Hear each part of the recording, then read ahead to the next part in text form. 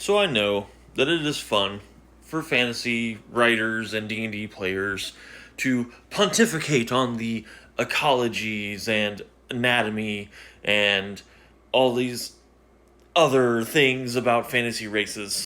But here comes my hot take. Fantasy races, lineages, ancestries, whatever you want to call them, not using species. They're just people.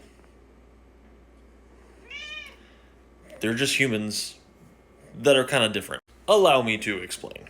When these myths were founded, they didn't really have the scientific process, right? These creatures existed in a vacuum of storytelling.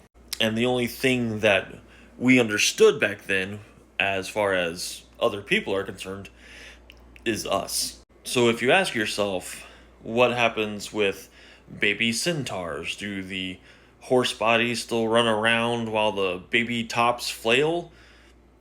No. What would us humans do in this situation? That is what they would do. You would have swaddled baby centaurs being held by their parents.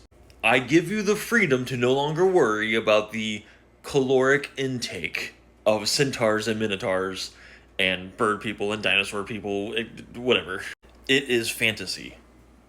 It doesn't have to make sense. It doesn't have to be 100% scientifically accurate. I am also telling this to myself. I have trouble with this. The things that make other fantasy ancestries either monstrous or whatever is when they act in a way that is not human. They are either hated by the way they look or they are hated by what they do. And even that is very human.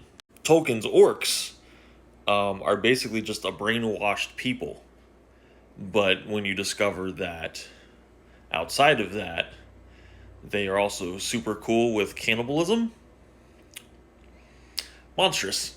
Thinking back, a lot of these stories have these monstrous people eating people. That seems to be a big thing in mythology and folklore. Hey, hot take. Eating people is weird. Anyway, to sum it up, fantasy people are just humans plus. That's it. That's it. You now have permission and my blessing to go out into the world and treat them as such.